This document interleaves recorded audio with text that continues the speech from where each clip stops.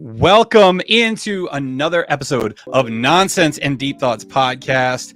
I am Corey. Alongside me is the co-host, Justin. It's this guy over here. You know the guy. Justin, what's up?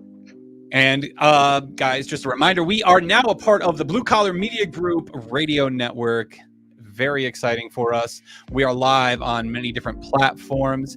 For you who are listening to the audio version, you can find us live when we are over on our Twitch, Twitter, and YouTube accounts.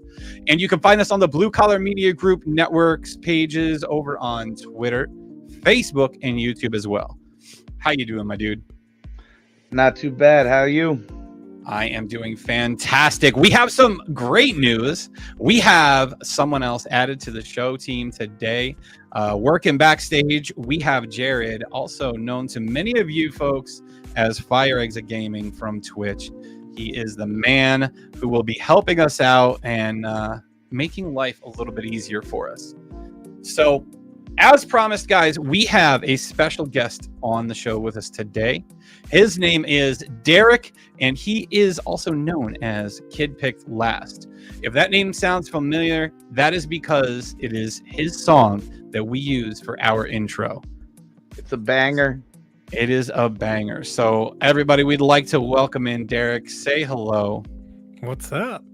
What's going on, man? How's it going, guys? Thank you so much for having me. Absolutely, dude. Like I remember reaching out to you quite a while ago, telling you that I wanted to get you on the show. Right. And I'm excited that you're back up and running and doing things again, and that you agreed to come on with us. I'm super stoked to have you on, man. Oh man, it's my pleasure. It has been some time ago. I was in a much different place then, but a much better place now, and excited to be here. And congrats on the linking up with what was it? It's the Blue Collar Media Network, right? Yep. That's Blue huge, Collar man. Media Group. That's huge. Congrats to you guys. And I appreciate it. Yeah, That was all him. Whatever side he's on. nice. Yo, Justin just kind of shows up and talks. That's all. I love it. That's all he does. So, like we were talking about before, I fly by the seat of my pants. Listen, if that's not podcasting, I don't know what is. So I mean, he's built for it, man. Absolutely. It is literally how I live dynamic. life. That's how we talked about last episode. That's how I'm buying a house right now. Nice. Didn't even plan it, just doing it. Yeah, we just kind of have that dynamic. It works out great. So I first and foremost, I know I've told you before, but I wanna put it out there on the podcast. Thank you very much for allowing us to use your music as our intro. And not only do I use it here for the Nonsense and Deep Thoughts podcast, I believe I sent you the video that I use as my starting scene over on Twitch as well, where I don't just use a 20-second clip. I use the entire song. Yeah, no, I saw that. It's cool, man. It's so cool to have that kind of exposure from people that genuinely like the music and care about it. And I just really appreciate it, man. I really do. That was really cool. Absolutely. So starting there, why don't you tell us about that song? Like, because I want you to tell everybody what went into it. Like, what did you do for it? Yeah. You did pretty much everything, yes? I did. Yeah, I did the drums, the bass, both guitars, and the vocals. So how deep do you want to dig here? Because it goes pretty deep. Okay. Yeah, let's go. So give it to me, baby. Hit me hard. Yeah.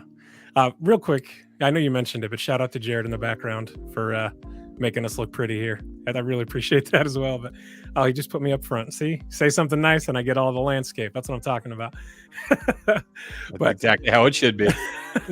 So I started music when it was my 8th grade year going into my freshman year of high school.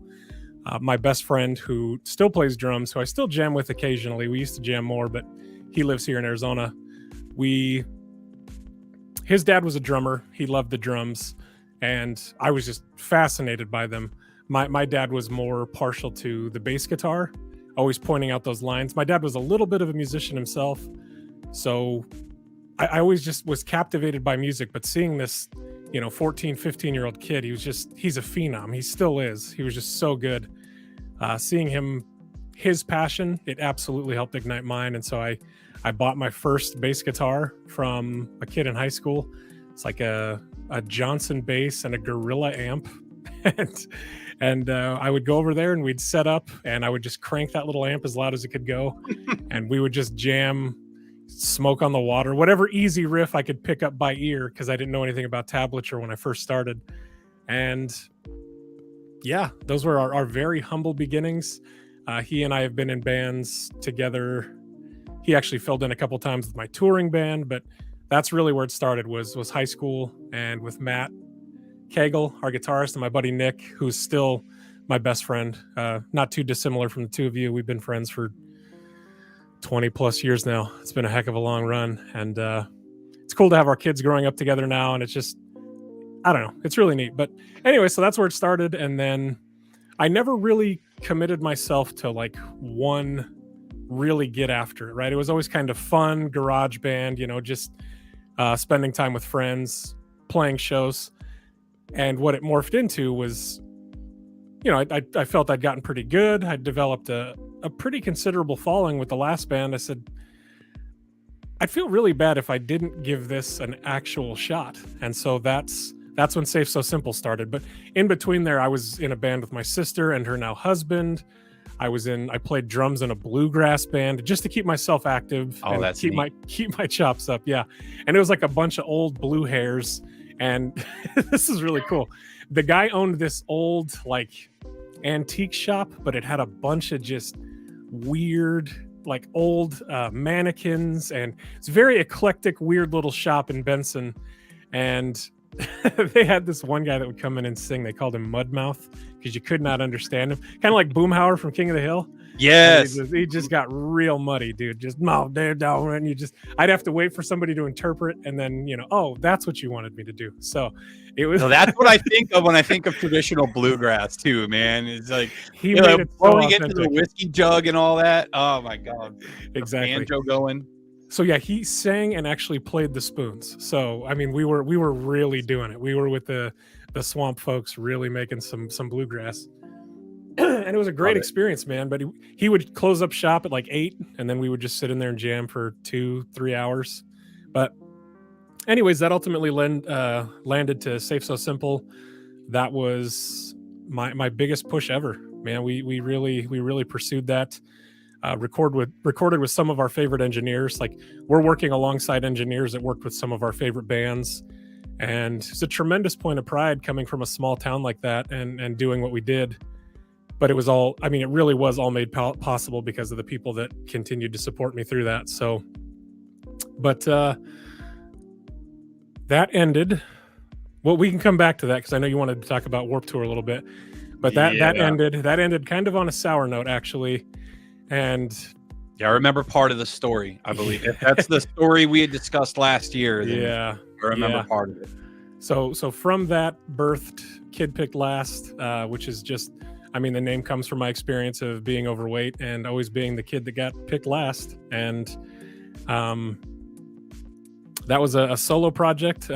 For so long, I put so much emphasis. I mean, it's a band, right? You have to have other parts. You have to have other moving parts to be productive with it. But then it's like, if you consider the day and age that we live in, there's what's the guy's name? Is it Tom McDonald, the hip hop artist? I was going to mention him. He's self-made, independent, does all his own stuff.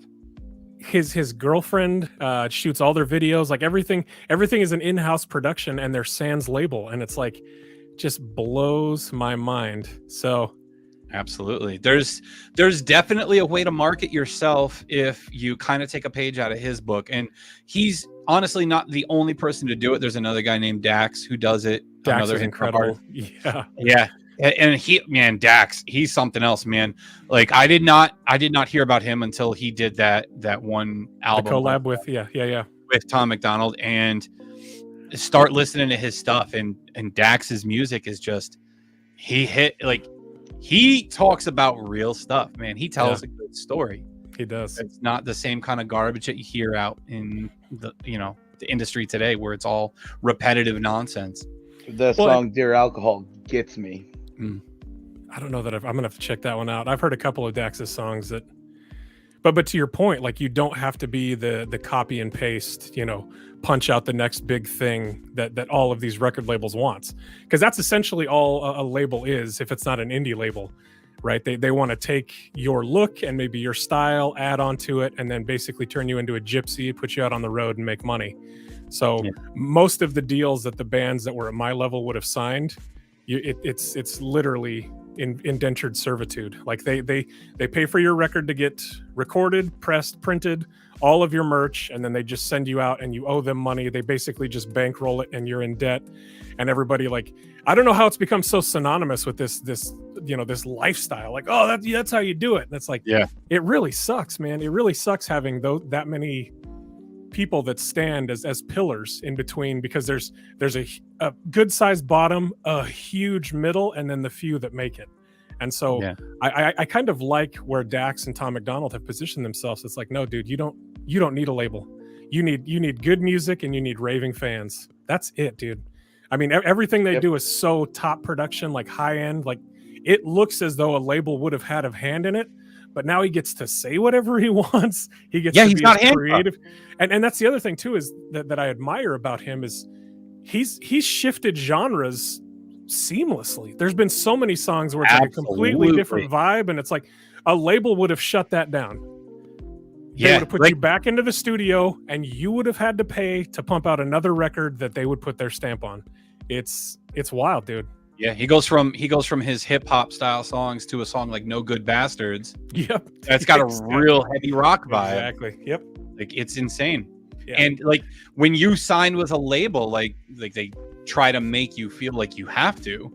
They really handcuff your artistic vision, 100%. And they tell you what you can and cannot say. So he's on the right path, and I think because of it, whether people agree or disagree with the kind of stuff he sings about, I think he's really going to set an example and pave the way into the future of music. So yeah, a label would try to stop him from putting all the emotion that he does into the songs.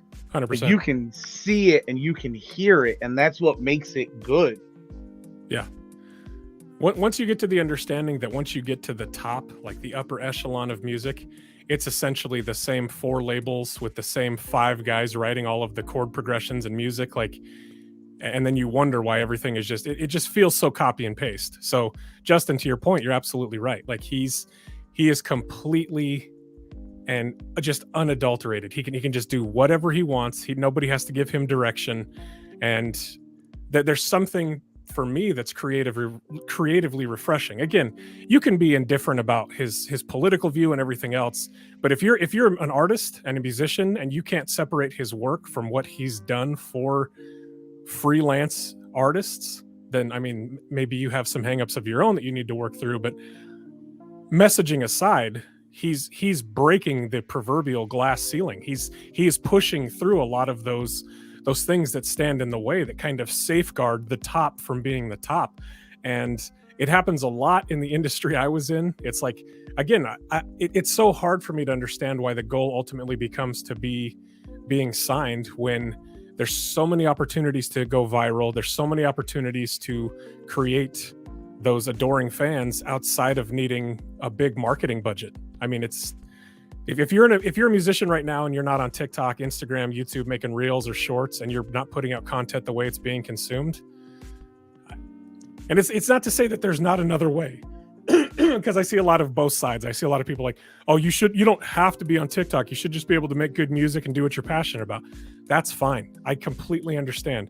Just know that it's a potentially much faster pathway to growth if you just look at what's hot and what's marketable right now. I'm not saying the other way isn't an option, because it absolutely is. Just be smart, man. Keep your finger on the pulse of how content is being consumed right now. Yeah, it's the same in a lot of industries at the moment. Like, we're Twitch streamers, right? So I've talked to a few people that say I'll never put my stuff out there on TikTok, or I'll never put my stuff out there on Twitter.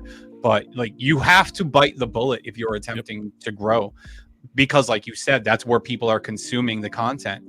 Yeah, you need to utilize every avenue that's presented to you in order to grow properly. Like, it's just how it is at this point in time. Yeah. especially with like peak market saturation. Like what's even niche anymore? Honestly, like I know they talk about that a lot, like drilling down and trying to be more niche. It's like, okay. And then you go there and you find, 500 other people in your space. So if you're not looking for ideas to create that one piece of content that could create 500,000 to 1 million opportunities for new eyes and ears, okay, that's fine. Keep grinding it out. I'm not saying that it's wrong or that it's not effective, but I could certainly make arguments that there are more effective ways. Yeah. But anyways, I will get off more of efficient. my more efficient, to say the least. Yeah, that's I'll Back- get off that soapbox. back over to the Tom McDonald thing real quick too. Yeah. With him, setting the new trend and setting the new path forward for the music industry. The actual music industry, you can tell they're kind of shaking in their boots a little bit because of the issue that he's having. I don't know if you've heard about this or read about this, is his issue with topping the charts, like when it comes to sales and stuff. What I don't remember exactly what the institute is that covers all this stuff, but they're not counting his physical record sales. Correct. Because he does it privately, and they're not counting everything for him, so they're not giving him his due. Yep. Like they're really keeping it from him. So Yeah. to me, that tells me that the music industry is shaking in their boots. They don't want other artists to know that this is a path they can take, and that they don't need these agents and these companies to do this for them. 100%. It means he's making it. Yeah. Exactly. He's doing something if their reaction is to not acknowledge that he's doing something. And to your point, Corey, it's just this arbitrary standard, right? Where it's like the metrics are there. I'm sending you, like, I watched that video that he was talking about. Like he had the QR codes that were scanned. Like he's like, I have every discernible metric you could ask for, and you're not going to honor that. But when you get to arbitrarily decide, like, even, oh, well, we didn't count physical records for that guy in particular, but we need him to chart, because then it's just feeding itself, right? It's an easy marketing ploy for them. Oh, he's number one on the charts, so every radio station is going to pick that up. Everybody's going to want to push that out, and it's so much easier for them in that regard. But to silence or not allow that, and to your point, Corey, I think it's more detrimental, not necessarily to them, because they're going to make money either way, but to the artist who is signed with them. That's like, yo, what is this guy talking about? Like, does he have the number one record, or do I? Because I'm in debt. I'm 6 figures in debt for this record we put out, and you're going to let this guy DIY come up and pass me? What are you getting paid for? Who are you representing? And it's him and his girlfriend, and his homie that chops up his beats and everything, and then they put out these videos to massive viral reception. Incredible. And he doesn't care, good or bad. Good or bad, he don't care. Yeah. And eyes. I think that's what makes him so special, right? Is it's like he falls right into the gap of, like, yeah, this is controversial, or it's a hot button subject for our nation as a whole right now. So even if you watched, it's bread for me, because nobody above him is making the bread, dude. Like, when there's nobody above you, you don't imagine having the freedom to create like that, where you don't have to check a box to make sure that you've pacified all of the respective media outlets that are going to be pushing your music, but people are going to watch it. Like the articles that are negative about him, like, F this clown, and then they run the video, that's still AdSense for him. It's still revenue. It's still eyes. It's still numbers that chart him. Like, stay mad. I'm sorry. Like, again, you don't have to like his messaging. You don't. I would encourage you, if that's your takeaway, don't click the watch button. Don't comment. Don't, like, you're only helping. If you really don't like the guy, it's so antithetical to what you're trying to do. But I love it, man. And that's, call it ego. He figured it out. He figured it out.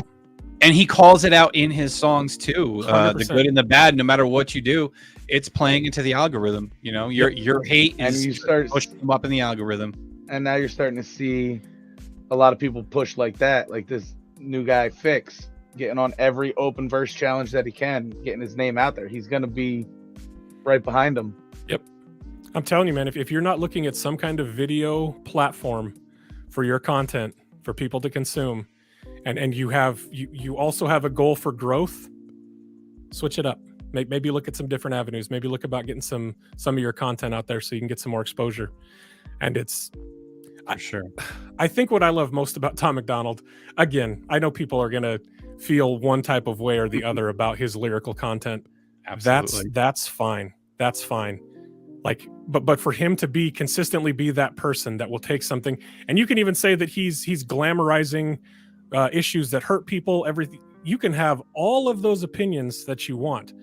It's irrefutable. There's no denying that he figured out something that worked, and the fact that he did it sans label, in the very least, I think deserves a tip of the cap, right? Like, I think that's Absolutely. in the very least. You can hate him, you can hate his music, you can hate what he sings about, but to do what he's done and make the bread that he's made without a label, can't be mad at him.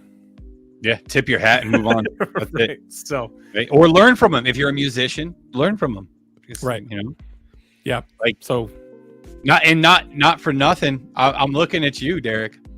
Learn from him. You're Yeah. talented, man. Like, I don't thank know. you, man. I don't know how big you are on your own stuff. Extremely. And I don't know if you doubt yourself or not, but I listened to that song and I'm like, man, this sounds like something I would have had jamming in my Ford Taurus back in college. Like, this is the type of music I listen to, and it's fantastic.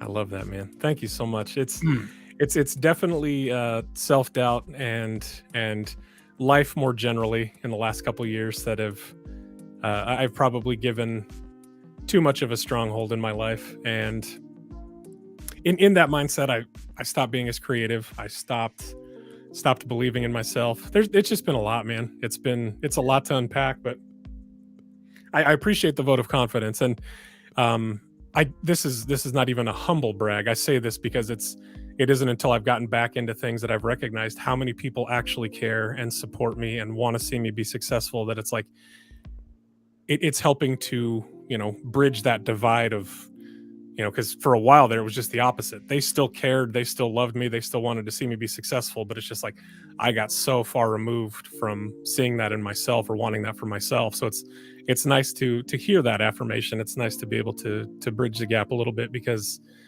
man, it was tough. So We anyways, can certainly be our own worst enemies, man. We really oh my can. goodness gracious. Especially, so that's the most challenging part for me, was sitting alone. I think I told you I was working 12 hours, 7 days a week, sitting alone in the dark. That's no way to live, man, especially if you have somewhat dark or unhealthy thoughts. Yeah, I honestly could not believe when you first told me that you were working 12 hours a day, 7 days a week. And that's the last time we spoke about the podcast, and you're like, if I can ever find time. I was like, my God, man, like, I cannot imagine having to do that. So being able to get through that and push through that is ridiculously amazing. Thanks, so man. kudos to you. Yeah, it's been a lot of nice changes.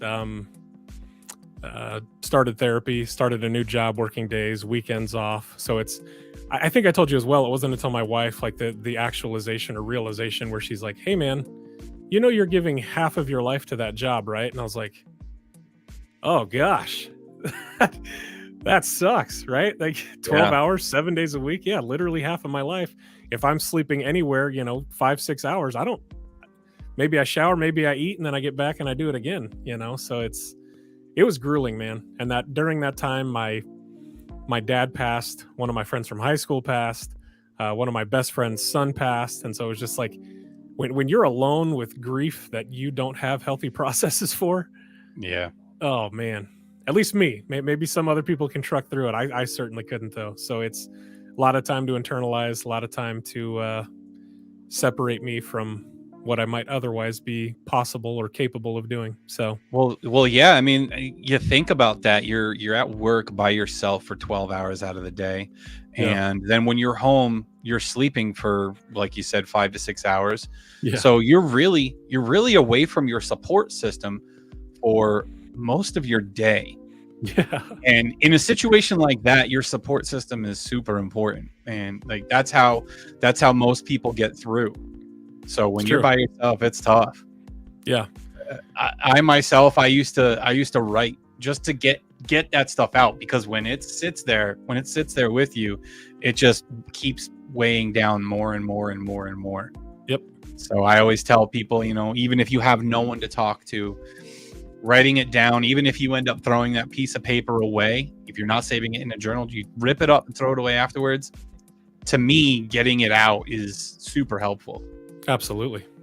It's a cathartic process. And so, perfect segue going back into Kid Pick Last, the song Dear Future Self. Those lyrics are just an adaptation of a letter that I wrote to myself to, like, dude, don't give up. Like, it's gonna get hard. It's been hard. Don't expect it to get easier. You just got to get stronger. I penned that.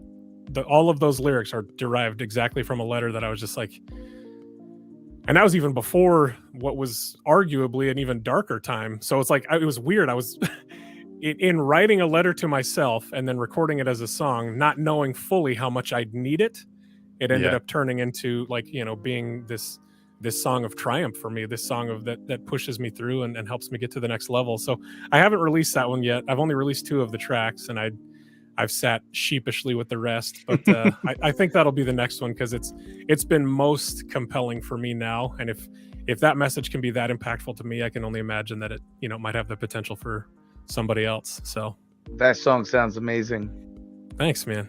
I'll get it to Corey so you guys can check it out. It's definitely pulled back. It's not as punk rock as the other ones are, or like the intro even, but it's a little bit more sombering. But yeah, it's so the intro lyric is, I know at times it's hard to feel like you're worth anything at all, and that's like, I almost started crying just saying it right now. So like, I listen to it every day when I journal, because I journal daily now. I'm trying, again, to your point, Corey, writing things down. It can be such a cathartic process, man. You can learn so much about yourself when you're just present and real, right? Just like, dude, today sucked. Like, or, you know, I'm really struggling. And then I always try and end with a gratitude journal, right? Giving myself some other framework or perspective to be like, yeah, dude, it's real bleak right now. Things are really hard, but right, you have a beautiful family. You're, you know, a wife that loves you, 3 beautiful, healthy daughters. Like, always spending time in that to just try and flip that switch. Like, okay, dude, we can get through today for sure. Yeah, one little step at a time, man. Absolutely. So I'm sorry, it got really dark. That's okay. You know, in playing back to the Tom McDonald thing, where you said he can switch genres however he wants because he answers to nobody. You don't have to do anything punk rock. You got that one song that sounds kind of punk rock. You can go ahead and make some bluegrass. Then you can rock and roll to some pop if you want, man. Right. It doesn't matter. You got this. I appreciate whatever it, you want to do. I'm waiting for hip hop. I might have some bars for you, Justin. I just might. Hell yeah. Let's do it, baby. But to your point, you're absolutely right, man. The only thing I think right now, and again, I don't want this to come off as a brag. Like, I worked very hard to be where I'm at as a musician. Like, understanding I gave more than half of my life to music. It's like, no, I should be good at it, right? I toured. I put my time in. I've earned my stripes, but it's just so, at least for me in that moment, it was just so easy to give up on myself. So it's like, so the negative side, right? So the flip side of the coin is we're touring, we're recording with some of our favorite engineers. We play Warped Tour. We go to like the Mecca, which is Andrew Wade, which did like A Day to Remember, huge names in the industry, huge names. And all the while, my parents got divorced on my birthday. We moved in with my old man, and he ended up taking a bunch of money from us. We were paying the mortgage in checks, and he was cashing them and stashing them. So then the house ultimately got foreclosed on. It was this horrible situation that I haven't even shared really. It's in private with other people, but horrible situation. And so I'm sure you've seen some of my posts on Facebook, Corey, where I talk about how my all but estranged father, especially in the last couple of years, it was the consequence of that. You know, I told him I hated him, never wanted to see him again, didn't want him in mine or my kids' lives. And so I had all that hatred and that anger, and then he dies, and it's like, oh crap. I don't have anywhere for this to go now, right? I was justified because I was holding on to that emotion, and now it's like, oh, that emotion's getting real heavy. I don't have anywhere to put it now. So so Safe So Simple, right before we move, the reason I end up leaving that band is the consequence of we had to move. We were actually going to buy that house from my parents, and then as a final kind of stick it to us for my old man, let me walk that back. Mm. My dad was in a really bad place. I don't want anybody to develop a critical mind or eye or perspective towards him.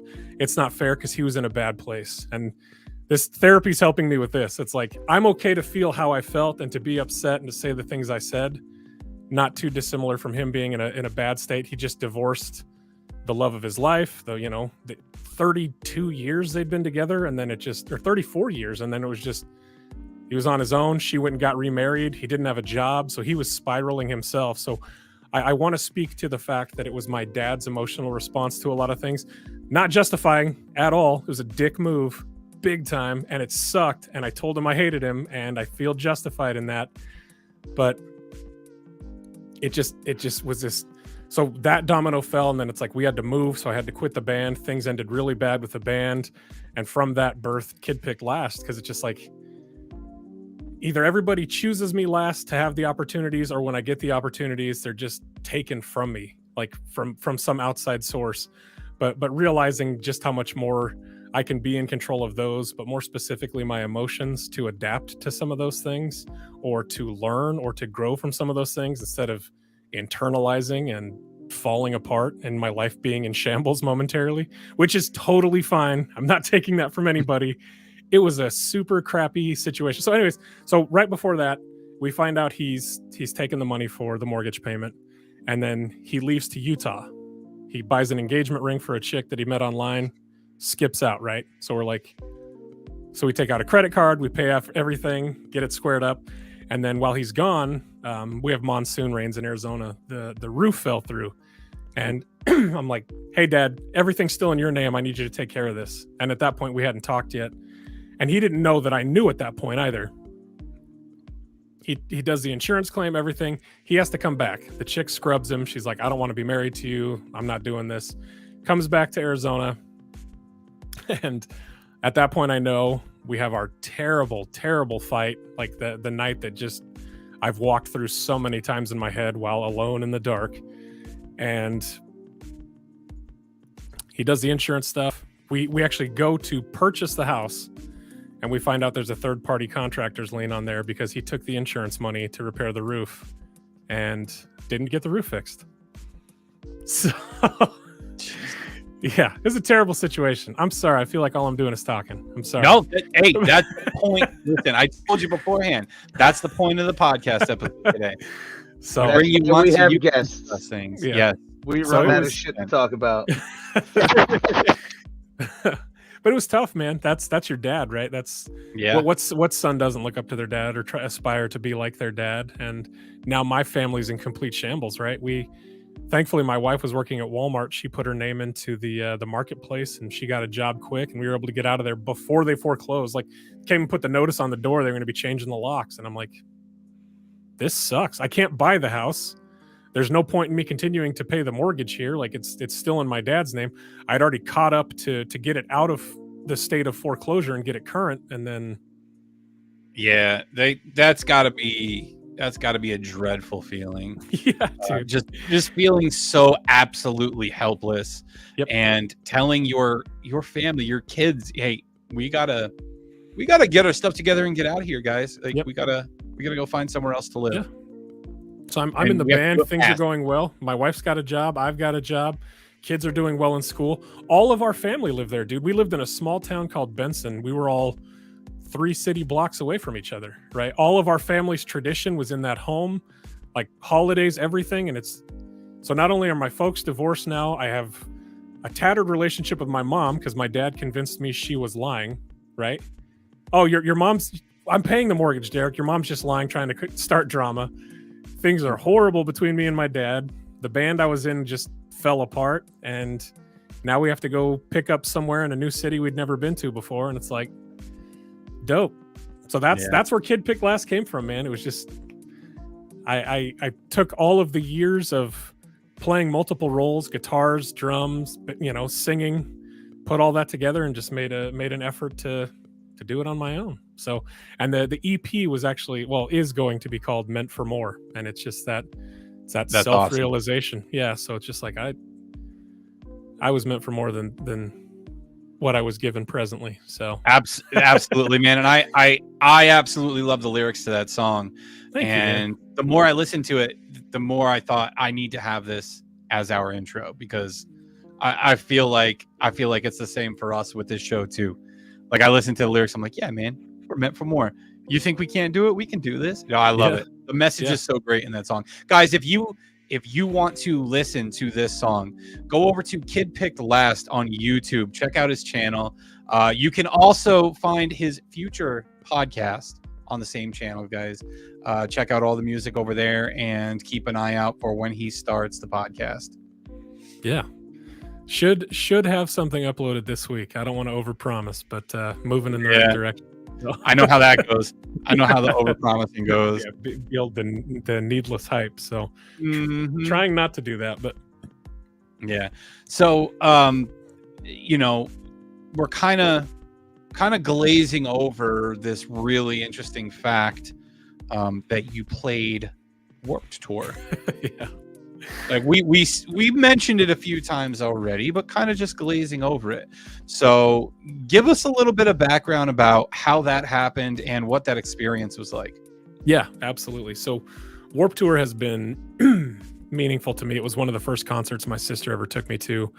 I was there when Travis Barker actually got booed by Aquabats fans when he played with Blink-182. It was incredible. But anyways, it's always been like the goal, right? And so we're making a lot of waves in the local scene, largely due to just tremendous supporters that we had. And so every year they do the push your band and ultimately go and play Warped Tour, and we did it, and we were actually out on tour when we got word. And it's such a painstaking process, especially once you know the backside. Like, just because you get the numbers doesn't mean they're going to pick you. Like, they're still going to be very choosy with the type of music and your look and style and everything.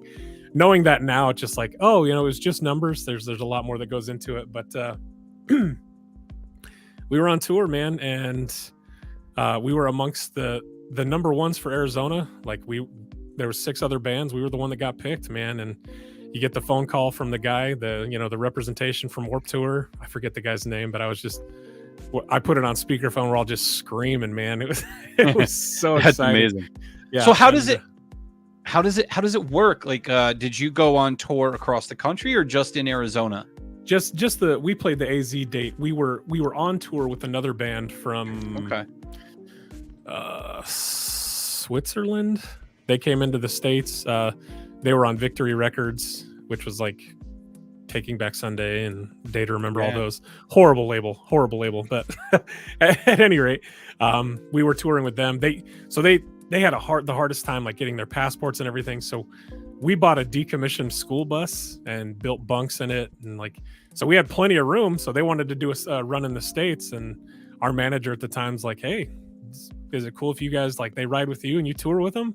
And they were one of our favorite bands. We're like, yeah, that's awesome. So amidst that, we get the call from Warped Tour, but otherwise you just have to shamelessly plug your band to literally everybody. Like, go in and vote. It's a marketing ploy, but it's very strategic and smart, because you have all these, these younger people that go through and just push tirelessly. And it's like, to family members that probably never knew what Warped Tour was prior to that. So, and then they tabulate the votes, and that's how they pick.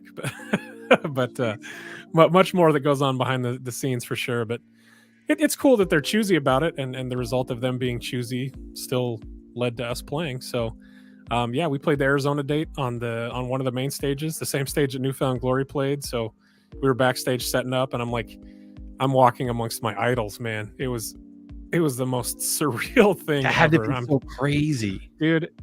I was just so humbled and so grateful, because it was. And then on top of that, right? So I'm in a situation where I'm a dad. I've got my 2 oldest daughters. They're there peddling my CD, and they're the only time they'll have got to see a Warped Tour, they got to see their dad. To me, that's just that's probably the coolest thing that came as a result. Like, Warped Tour was great, but having my daughters front and center with my wife singing all the lyrics was just, oh my gosh, dude. I can't even imagine. Cool. That's fucking amazing. Cool. Yeah, it was dope. So they rode over in the bus with us, and they were just so excited. And that the next year was the last Warped Tour.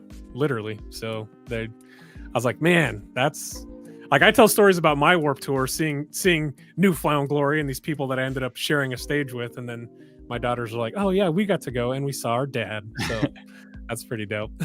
Yeah, that is really neat. We went to my wife and I went to a Warped Tour one year, and the two things that stand out were 18 Visions. That's the first time I saw them. Nice. And the first time I even heard of them. They were pretty decent.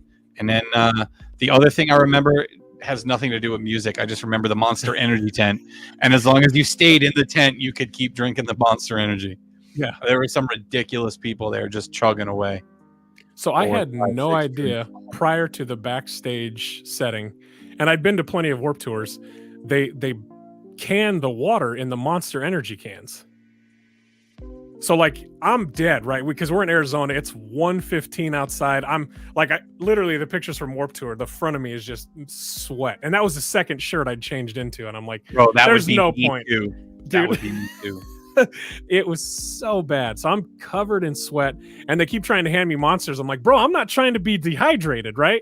And finally one of the guys like, it's water, idiot. It's water. And I look at it and you flip it over. It's got the Monster logo and it says Tour Water. And I'm like, and it was just ice cold water that I'd been denying myself the whole day. Because I'm like, no, dude, can I get some water? Like, but I had no idea. So yeah, they canned the water in Monster Energy cans, and I was like,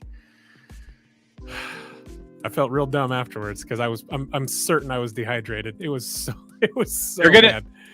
They're gonna start canning water soon. Like it's you're not gonna be able to get plastic bottles anymore. Right. Well, you see Liquid Death, right?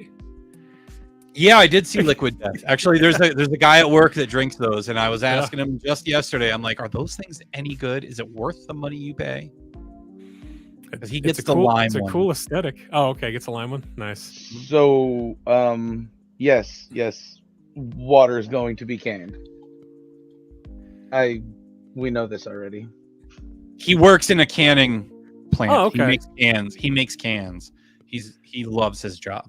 He thinks it's. I like my job, dude. Derek, you should see it when he comes to my house. If I'm drinking something out of a can, he will check the label of the can to see if he made it. Oh yeah, I made that. I didn't make this one. Super proud of him. That one. I mean, I tease him all the time about it. It's ridiculous. It's become such a habit. I think it's kind of awesome, like, knowing you had a hand in that. Yeah. But so what is it like I'm not too familiar with the world of canning. Is it like there's like one big box and then distributors from there, and you work for the big box, or do you work for one of the distros? No, we legitimately make the cans from thin aluminum to this. Oh, wow. And then it goes off and gets filled. Wow. So it's interesting. Justin could probably do an entire episode on the entire process. I could, but I would probably get fired. No telling the trade secrets, man. Yeah, correct. That would be bad news bears. I love qualifying I could tell you, but I'd have to kill you. Yeah, right. I think that's best when talking about it. How long have you been doing that, Justin? Just over a year. Liking it so far? Good benefits? Like good money. Good money, is it? Nice. Good money. Heck yeah, man. That's great. So that's all the job's for. Oh, damn. Lost it. There you go. Yeah, money definitely helps. Always important. Yeah. I've sacrificed enough of my time for money or perceived value that I took a huge pay cut coming to Days, but the wins are just there's way too many pros. Yeah. No, I tell money being the biggest con, but yeah, I tell everybody time to me is way more valuable than money.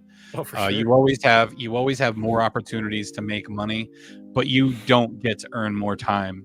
Like our time is limited, so I'd rather keep my time and spend it with friends and family and doing the things I love. It's so true, man. It's a constantly depleting resource. Like we don't get more of it. Mm-hmm.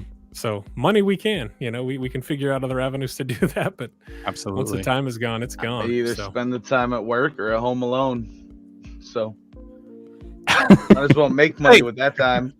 You come over here from time to time. You're welcome here all the time, and you know that. You just scared the shit out of Alex earlier. That was great. I loved every bit of that. Yeah. She was in my media room with me here, and she walks out to Justin on the steps. She about pissed herself. He comes in the front door. He was coming to look for a mic stand that I have to see if it would work for him over there. Nice. Yeah, it was beautiful. It is. She almost fell over. It was hilarious. I almost pissed my pants laughing. Do you guys live that close? Like, are you? Yeah, we're about 10 minutes away from each other. Oh gosh, that's great, man. We used to do the podcast in person. We used to just record the audio here, but with this new setup, we can get together a lot easier on this platform. Yeah, and I like the video setup of the two cameras a lot better. So this is how we're doing it from now on. It's just so much nicer, I believe. Yeah. There's something about like the end of a day or even on an off day, like just the committal to, even if it is a 10-minute drive versus putting on your headphones and just running. Like I love it, man. I've tried to make my setup as simple as possible, despite the fact that it looks like there's a lot of moving parts. Like I have a stomp box. I have all of my lights plugged into a stomp box, and I literally just, so everything powers on. Like because it seems like, you know, once you've exhausted yourself from the day at work and family or whatever else, it's just like, this is the last thing I want to do right now. So the fact that I can, from this same desk that I work at, click that on, start recording, get to it. It's, I agree, man. And this is a great setup. This looks really cool. I'd never heard of, what was it? StreamYard. Yeah. StreamYard. This is really cool. It is. It's very nice. It's very easy to use too. I did not know about it until I got partnered up with Blue Collar Media as well. So once I got partnered with them, I saw that this is the platform they were using. I hopped onto a few of their shows, and I was like, you know what? This is nice. This is something. It's very nice. Yeah. Like the banner across the top, everybody's got their little name tags. This is so is that something, Jared, maybe you can answer in our chat. Is that he could even pop in? He could even pop in, dude. So are you actually the one that's like, is it automated, or are you actually pulling me to the center when I'm talking and then pulling Corey in? Is that you doing that? Oh, your mic's muted, Jared. No audio. I'm actually doing that behind the scenes. That's awesome, man. Doing the banners, doing the switching. Also, the little banner that ran across the bottom, that was you too? Yeah. When it said like subscribe. Oh, man. Put on the banners. Yeah, you could pull up. We're getting more professional now. I need to follow suit. Yep. Yeah. You can pull up chatters so you can address it. You pop it up on the screen. It's really nice, man. It is a fantastic platform. Yeah. Add little clips. I mean, there's a lot of stuff you can do with this platform. Seeing all the moving parts and knowing that you're taking care of that. Because even it was going across, I'm like, that's really cool. So kudos to you again, Jared. This is really awesome, man. This is our first episode having his assistance, and I love it. It makes it so much nicer. Let me tell you, I can focus on our conversation. I don't have to worry about pulling things, moving things, doing anything on the side. Oh, man. It's so awesome. Yeah, I didn't even consider. Yeah, if it was one of you driving, you'd be like, oh, yeah. So, but Jared, kudos, I enjoy man. doing it. Not either of us, just him. Oh. So Corey distracted. Well, thank you. I show up and talk. Sometimes. That's Justin's job. Just show up and talk, man. I show up and talk. I love it, man. So, Derek. Yeah. When we met through TikTok, and we met because we were going to be a part of a project that our mutual friend Mikey Thatcher had going on, where we were going to be models for a big man calendar. That's correct. And unfortunately, that fell through. I still ended up going to Tennessee and meeting up with the photographer that was going to do that, Cherish Hope Photography. You guys feel free to check her out on TikTok as well. We're going to give her a free plug. Dope. She does. Yes, she does fantastic work. She does boudoir photography as well. It would be well worth the trip for you to head on down to Tennessee and see her. But definitely check her out over on TikTok. It is Cherish Hope Boudoir or Cherish Hope Photography. She does have 2 accounts. But so we up until that point when, it kind of fell through, we had a lot of conversations. Like we spoke a lot, and I always thought to myself, man, this guy, he's so well spoken. You know what you're doing, and being a Twitch streamer and getting into the podcast world myself, I thought to myself, man, this guy belongs on radio. This guy belongs on a podcast. So when I saw your posts recently, I got really excited. So for those of you listening along with us on audio or checking out the live here, or even checking out the video afterwards, Derek has a project of his own coming up. So I know we mentioned it earlier. He is going to be doing a podcast called the Kid Picked Last podcast. And one of the reasons I wanted to bring him on was to talk about it a little bit with you guys. So we don't have to go into too much detail if you don't want, because I know you have a lot to talk about on your show itself. I don't want to take away from that. But why don't you give us a little bit of information on what the main purpose of the show is going to be, and what kind of stuff you plan on talking about? Yeah. So first of all, I think it's great that if you're going to have a guest, you continue to plug their stuff. I really appreciate that. That's huge. It primarily will be kind of, I know it sounds painfully cliche, but kind of the behind the curtain, right? I ultimately want to finish the production of this EP. I want to tell the story of my weight loss, which is a huge commitment, right? So it's amongst juggling being a dad and everything else. I hope to open the door or pull back the curtain behind therapy and the potential need, or maybe recognizing that there's a need, and just speaking openly about that. I think it's, in a lot of ways, social media has become the proverbial highlight reel. And so it's only good. And so when that's the unit of measure, right, is, oh, I wish I had that, I wish I could do that, versus to me, the more compelling story of like, yeah, life is hard and it sucks. And I had all of these goals in mind and all these things I wanted to do. And then I just got bogged down, right? My bandwidth got overloaded. I got spread too thin, and I gave up on myself, and I stopped dreaming. I stopped pursuing those things. And so Kid Pick Last is going to just tell that story. I want to be open. I want to speak candidly. I want it to be a place where I can heal and grow, but ultimately where I can find that confidence again, man. Release this music that I care so much about, that I was so passionate about. Tell the story of with my dad and my family, and how I'm making strides in overcoming that. And I mean, obviously the eventual goal would be that it's a highlight reel, of course, but that prior to all that, it was really difficult, and it took a lot of work and energy to pursue those things more fully and step into self-actualization and realizing that I am in fact meant for more. I don't have to just internalize these things and go to a default standard of how I see myself, or how I'm critical of myself for my perceived past failings. It's a hell of an elevator pitch. Amazing. Sorry. No, that's a beautiful pitch, man.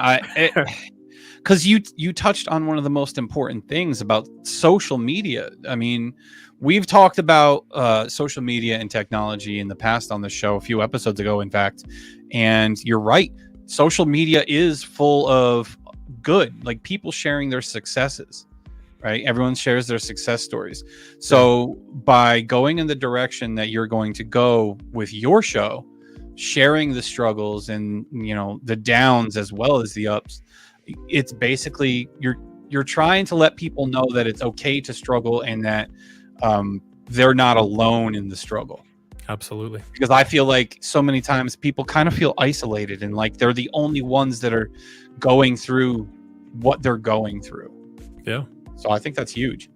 Yeah. I think that becomes more relevant and potentially even more true when you're in it, right? And then that's from my own experience. Like, it's when you start to open up, or when you look, because that's just it. The second I started talking about it, I had so many people reach out privately, like, oh, I go through this also. And that's how it's like, maybe there is a space for this, right? Maybe it doesn't have to be just putting out all the things that I think people want to see.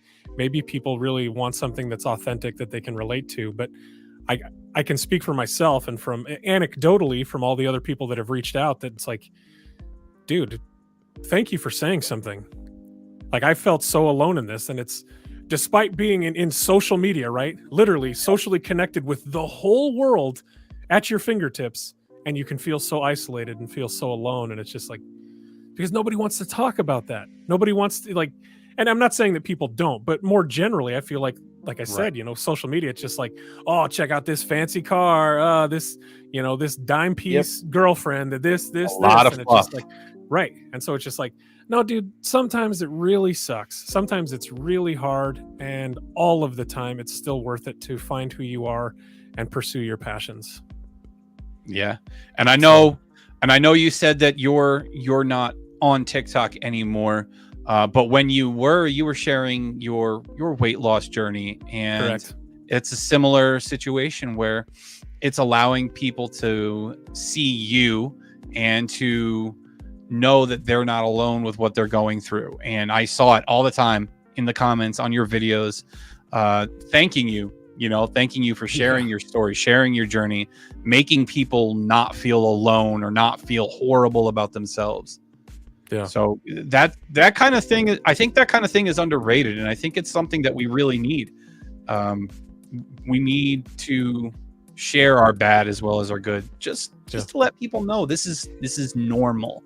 Yeah. Because social media is a lot of fluff and a lot of people kind of peacocking a little bit. Yeah. And I would think that what I find especially challenging is largely because of political tensions right now. People are so far removed from the fact that we all just went through something very palpably real in the last 2 years. All of us. Yeah. It was no chooser of man, right? It wasn't, with the exception of maybe the elites, but I will forego that rabbit hole. We could have another full podcast. Listen, man. Conspiracies.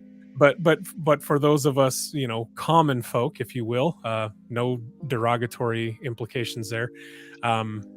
It was real, man. Businesses were closed. People got very sick. People lost loved ones.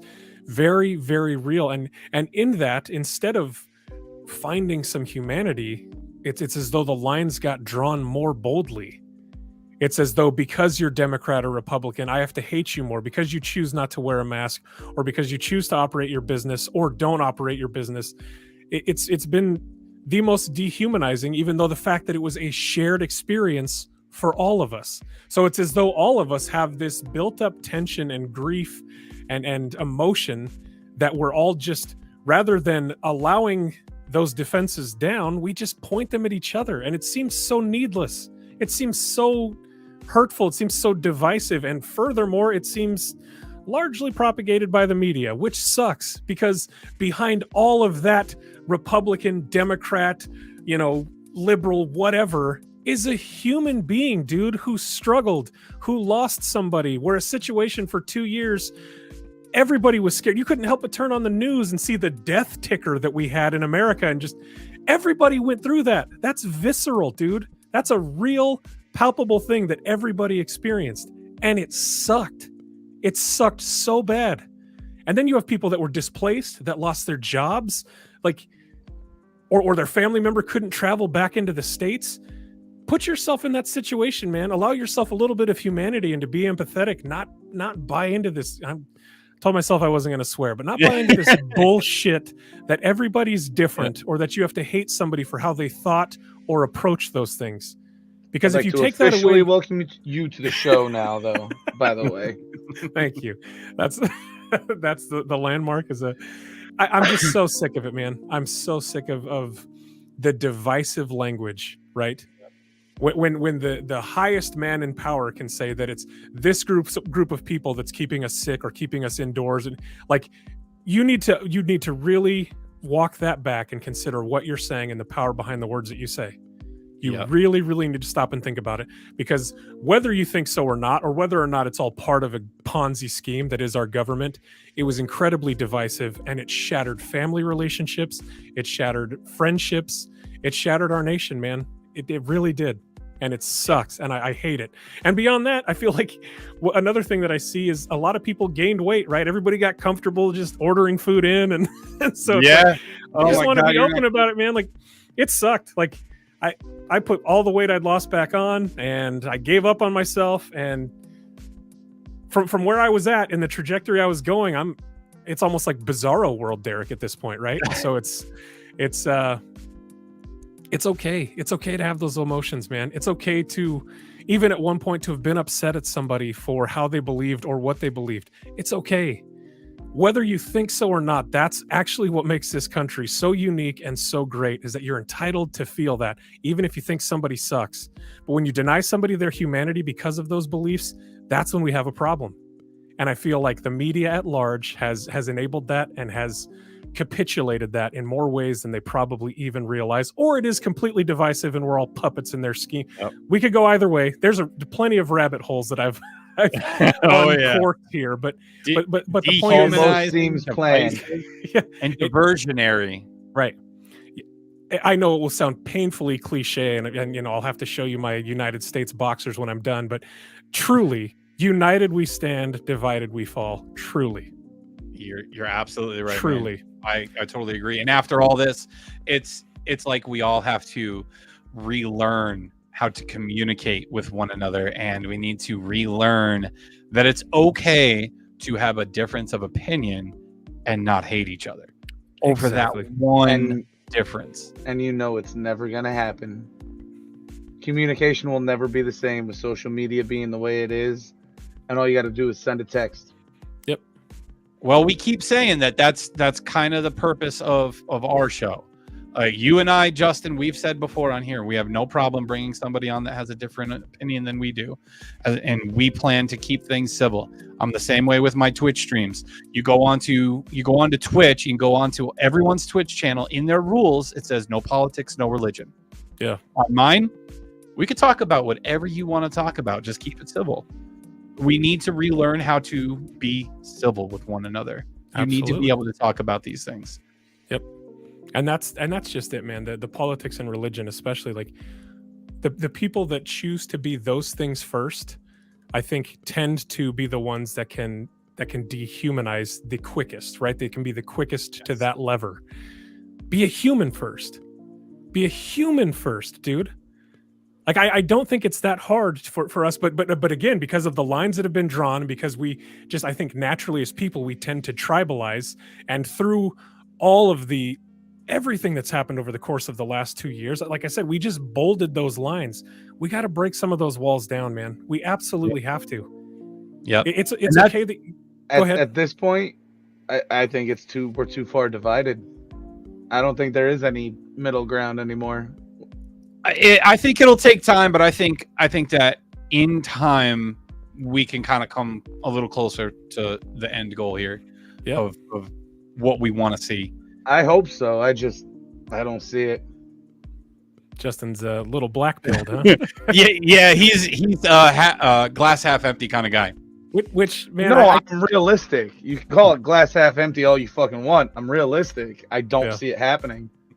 It's only getting wider, generation to generation. For sure. And I want to go ahead. Sorry. No, all you. I can't argue that point, Justin, and so I'm sorry if I mislabeled, but that it seems to be more the sentiment from the black-pilled crowd, but it's a valid way of thinking, man. When you see it every day in every facet of your life, so I apologize if that was dismissive, but I just think of like Tim Pool, right? Because that's who I go to in that instance, where he's just like, everything's screwed, there's no coming back. So that's where the black-pilled came from. But you're right, man, and it's a challenging realization to come to, and I know you wouldn't do that haphazardly, so it's no doubt the result of what you've seen and experienced. I hope to, in my own way, represent that there is still humanity out there. There are still good people out there, and not even through me, even if it's just highlighting that there are other great people out there, because when it's a constant feed of negativity, and especially once you realize that they know that that's what gets clicks, right? They have teams of psychologists that work tirelessly. Like, it's so, the headlines become so blatantly inflammatory. It's like they need you hostile. They need you in an extreme state, because that drives clicks. Clicks drive revenue. It's what matters to them. Humanity is so far removed from their goals as a company, and for growth, and for keeping their business alive. So it sucks, man. I hate that, because you seem like a remarkable dude. It's admittedly a little heartbreaking to know that you just. I hope it changes. I just for don't, sure. I think it's just too far separated. Yeah, and I've seen personal evidence myself. And again, people will call that anecdotal. What proof do you really have? It's just racial tensions, everything, dude. Religion, politics, sexual orientation, abortion. It's as though they've built too many pillars that divide, and nobody stopped looking for ways to come together and agree on some things, or maybe shift things back more to a state of neutral, right? It has to be polarized to the furthest extreme of other end. And if you look at that, the farthest reaches of either end, right? The fringe, there's still a lot in between there, right? But those are the voices that get propagated and heard and screamed. And so so when it's from other side, like, oh, you're a Donald Trump loving Republican who hates gays. No, I'm not, dude. No, I'm not. That's not me at all. Because I voted one way on a ticket? No, dude.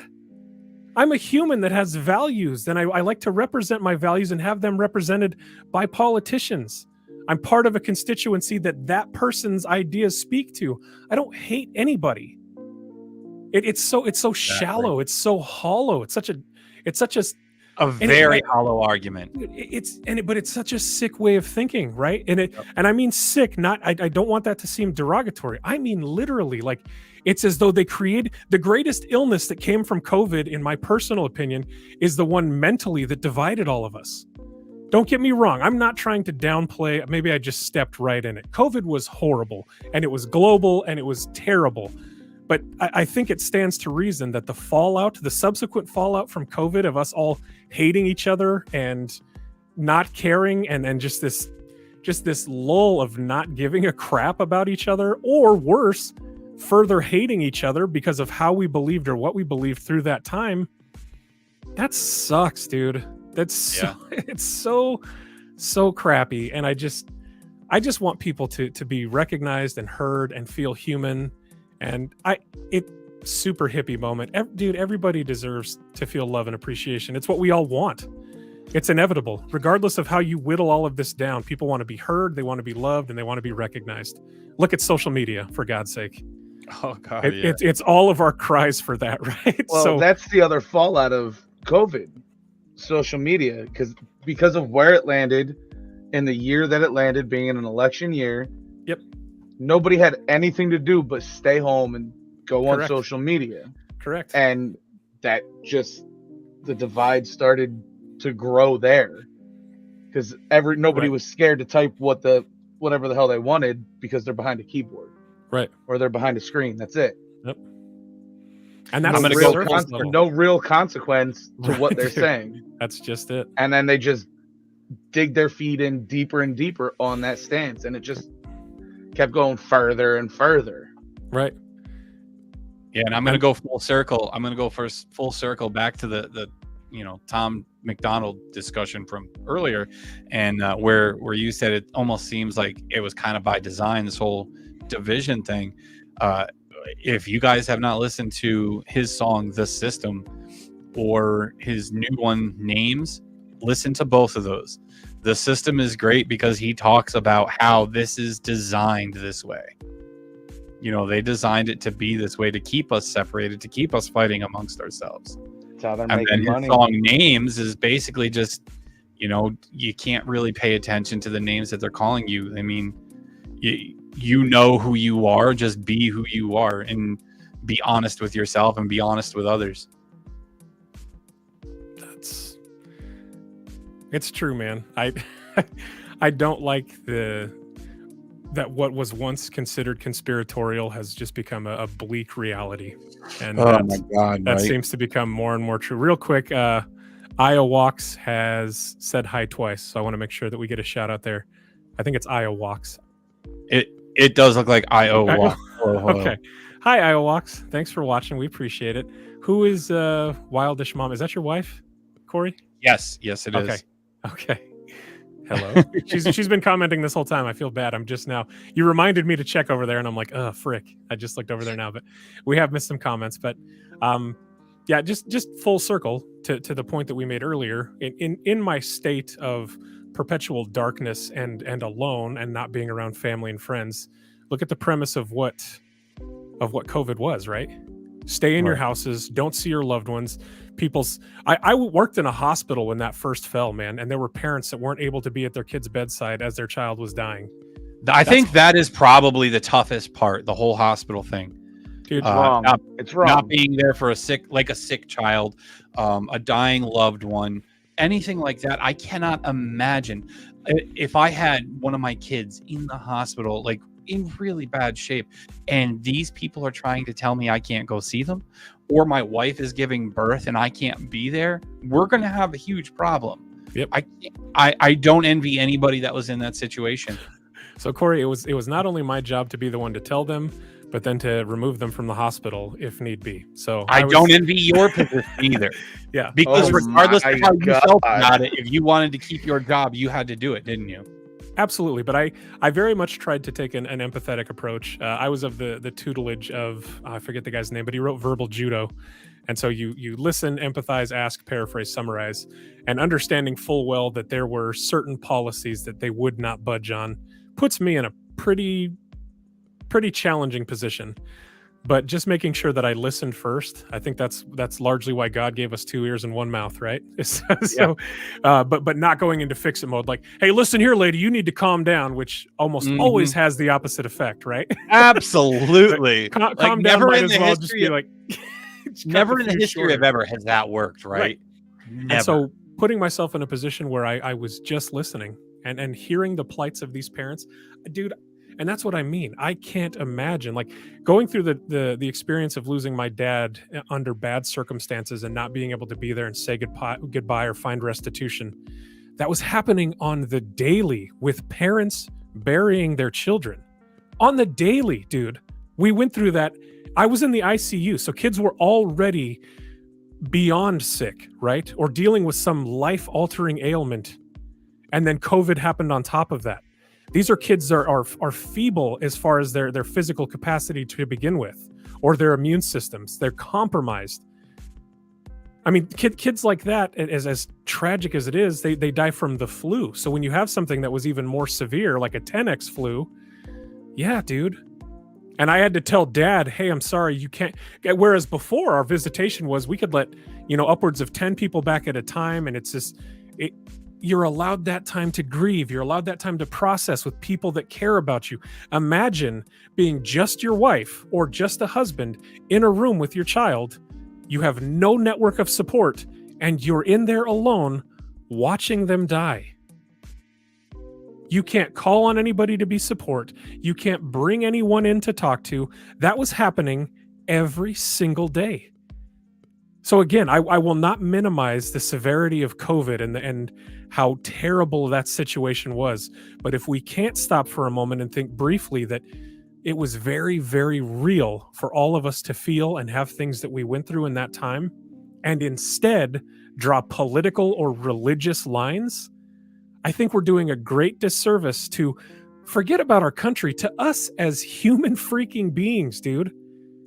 If we can't see someone for what they went through, and we're only going to espouse that because you check this box, you believe this and you hate this, you're doing a huge disservice to yourself and the people around you and human beings around you at large. You truly, truly are. Yeah. Because it was one of the most heartbreaking experiences, and I had to suit up and do it day in and day out. And I'm not trying to conflate. I'm not trying to make worse than what it was. But those COVID floors, dude, it was soul-sucking. And I had to go in, before I could even go in and respond to a mom that was getting upset, had to put the full bunny suit on and the mask, and then they would literally douse you with a chemical post going up there and talking to people, because it was fever pitch, right? Like, it was as high as it could be at levels of fear. Oh, dude, if you breathe a particle of air, you're in it and you're dying. Like, yep. And there's a mom that I'm pulling away while she's on the floor, and she's just like, please, just can my husband, please. Fuck. It's real, dude. Yeah, that job would have been difficult for me. Having the certain beliefs that I had, Like I would struggle to do things that I didn't agree with. So the fact that you were able to do your job amidst all that chaos and everything that was going on, I don't know how you do it, man. I feel like you're a lot stronger than you give yourself credit for sometimes. Like even with something like that with your job, like that's insane to me. Well, and then to your, I just had to shift my paradigm. I wasn't security, and so like there were instances where, you know, because they would dress us in, like, we looked like HPD. We were blues top to bottom with our golds, insignias, metal badge. Like, we look like cops. Yeah. So again, that premise in and of itself, you come up decked to the nines and you look like a cop. The nurses just called the police because you're upset that your kid's dying. We're already escalating again. Me being 6'4" and 400 pounds doesn't help either, right? So I have a lot of bomb wires to cut actively just in my approach. So I would just somberly just approach them and open my arms in as loving and as welcoming a way as I could and be like, hey, my name's Sergeant A. How can I help? I just want to listen. Or I would, it wasn't like, you need to calm down. Again, like, these aren't inmates, right? These are, but that's, I saw so many instances of that, because what gets started from the nurse is like, yeah, there's some crazy Republican mom up here, or crazy liberal mom that thinks we should be wearing masks, and then perception, and then all of a sudden it strikes as reality, and everybody is so far removed from humanity because they've already have this perceived idea of what this person's going to be or what they should be expecting, when in the very least, often people yell. Do you know why? Because they want to be heard, dude. Because they want to be heard. So you stand to do a lot more when you can disarm and just be like, hey, what's up, dude? Talk to me. You got stuff to say. I want to hear. And then when you can empathize, oh, you've been in here 6 months in the confines of this room by yourself with your sick kid. I can't even imagine. This must, and then the nurse pulls the cath early, and you see your son jerk, and it's just like, and you can see that he's in pain, and that upsets you. That would upset me too. Not Republican, female, Democrat, liberal. Yep. Humans going through a real human experience. I'm sorry, I'm soapboxing hard right now, but I hated being ground zero in that situation when all of this dropped, because in the position I was in, because there was the expectation, to your point, Corey, where it's like, nope, this is policy, this is what we're being told. You put your face down, you shut your mouth, and you do your job. Can't do it. Yeah, tough. Can't do it. No. I'm going to listen, and I'm going to love, and I'm going to lead with empathy, man, because this is, ugh. Yeah, dude, Eric, I would love to get you back on the show again sometime to talk about more real shit like this, because I've thoroughly enjoyed this conversation today. We could do rabbit holes too. And I was just saying, I am not opposed to rabbit holes. We even got away from what I thought we would mostly discuss, and I like it. I told you, the tangents are where it's at. Yeah, I like this. So this is good. I appreciate you guys listening and bouncing some of those thoughts off, and for the constant plugs and the vote of confidence, man. This is it's something I've wanted to do for a long time. But when you have people like Corey, you for example, Justin, I can only hope and see that there's going to be an admiration for you as well, my friend. Just real people that care and want to help share messages of humanity, or seeing people, or breaking down some of those lines. Corey, you've already been that person in my life, and I'm truly grateful for it. And Justin, I don't see you being too far off from there, my friend. I really don't. So I see a lot of similar ways to think things, and I'm just grateful for it, man. So if there's any, I shared it before, but I'll gladly share it again. If there's anything I can do to help you guys continue to share that message and That's be awesome. the voice of reason in otherwise very stupid and negative and divisive world. I appreciate that. I'm happy to push that out. And shout out again to Jared, right? For making us look so Jared, awesome. There he is. There he is. No problem. We appreciate it, man. Anytime. Derek, one last time, why don't you give Please. us any socials that you would like people to follow for your future endeavors? Let them know where they can find your future stuff, your past stuff, anything you want to share. Yeah. So the Kid Picked Last, I'm ultimately going to be uploading the songs, the videos that I released to the other channel. I just want to, it was like so many streams of consciousness at one time when I was trying to pursue multiple things.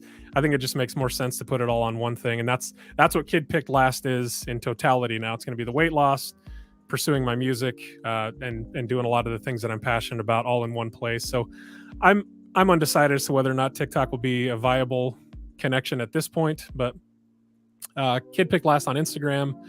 It's Brain Over Body is the URL, but it's actually under Kid Picked Last. I think your guys are providing a link. I'm not sure, but if you search Kid Picked Last, you'll find one of the two of the channels, but they will ultimately become one. And yeah, that's going to be podcast, vlog, music, everything, all in one spot. All things Kid Picked Last. I like it. And do you have a date when you're going to start the show yet, or? Justin, Listen, I'm interested in this shit. Justin out here listening. asking the hard question, man. Listen, you on the spot now. I've recorded 2 episodes and not like scrubbed them where I can get them back, like fully deleted them. So I am in more ways than I'm proud to admit my own worst enemy. And put it out. I appreciate you saying that, man, because it's when I allow time to sit and think about it that it's just like, no, it's not worth it. But fly by the seat of your pants. Let it go. Justin's living the way we all should. Listen, that's how we started. Before we let it peter out there, before we let that fire extinguish, we're like, you know what? Let's just do it. We're not ready, but let's just do it. Just put it out there. And then the further we went along with it, the more the fire grew. So I feel like maybe he's right. Maybe that's what you got to do. Well, and I said it myself. It's so dumb that I ascribe to these certain beliefs or ideas, and then it's just like, but then don't, right? Like Dave Grohl's like, it's okay to suck, man. It's okay to to fumble through some things at times. Like again, Rogan didn't get where he's at with his podcast because it was a top-notch production the whole time, even though he had a little bit more money than the rest of us to start. Yeah. But and you're very well spoken. There is no way that it's going to be a bad show. Thank you, Justin. Precisely. That's awesome, man. So that got me right in the feels, dog. I appreciate that. Thank you. Oh, frick. I don't know why that hit me so hard right now, Justin. You got him, man. Thank you, man. I did something. So I'm curious at the end. I'm serious when I say that we definitely want to have you back on if you'll join us again at some point in the future here after you get your projects underway. We could do like a check-in and see how things are going for you, how you're enjoying the process, and get back into talking about all the nonsense that we like to talk about. So. We need to do an episode that's 5 hours and just call it Rabbit Holes and then just go loose. I'm down with it. How long did we go the one day? We love have a good one? Like 2 episodes, 2 hours each. Just about. Just really running. It might have been like an hour 40 and an hour and a half or something like that. But yeah, there were some good ones. Guys, we don't have all audio or all video available, but we are on YouTube with all of our episodes. You can check them all out. You can check us out on Spotify, Apple, Google, all those places. Our next live broadcast is going to be this upcoming Thursday night. Justin, is it going to be at 6 or 7 o'clock p.m. Eastern? I missed that. What? On top of shit. Our next broadcast is going to be this upcoming Thursday night. Are you going to be in on that show, or can I set the time? I may or may not. You can set the time. If I'm gonna be, I'll be there. If not, you're on your own. All right. So this upcoming Thursday, it'll be 7 p.m. Eastern Standard Time. That's going to be the next live broadcast. And remember, you can find us on Twitch, on Twitter, and on YouTube. That's where the live shows will be. You can also find us on the Blue Collar Media Group Network over on Twitter, on YouTube, and on Facebook. We do go live on those platforms as well. But yeah, I think Justin is a dipshit. If not, he may be asleep, my wife says. It's absolutely beautiful. I love their relationship. But Derek, thank you so much for joining us today. I had an absolute blast. I hope you did too. I did, man. more than anything, it's been a welcome shift in just feeling some confidence. So Nonsense and Deep Thoughts, Blue Collar, Jared, Justin, Corey, it's this was shockingly revelatory, and I'm just going to say that here now because I try to be as candid as I can that I do have what it takes to give this a good run. So Justin, I appreciate you being so forthright, man. That was right, you do. Hey, you got it. So that was really look cool. forward to listening to the first episode tomorrow. My man. Yeah. All right. And hey, listen, if you ever need someone to hop on your show and discuss, anything along the lines of family relationships and whatnot, I think Justin would be a great get for that one. He has good input of Lord. his own. That'll be my first installment of Rabbit Holes, huh? Yeah, for sure. Yeah. So everyone, we appreciate you joining in, Absolutely. hopping into chat with us, listening after the fact. We love everybody showing their support. Yeah. We wouldn't be able to keep doing this without all the support that we get. So thank you guys so much for that. And the next time we will see you will be 7:00 p.m. Eastern Standard Time on Thursday night. We will see you guys next time. Later. See ya.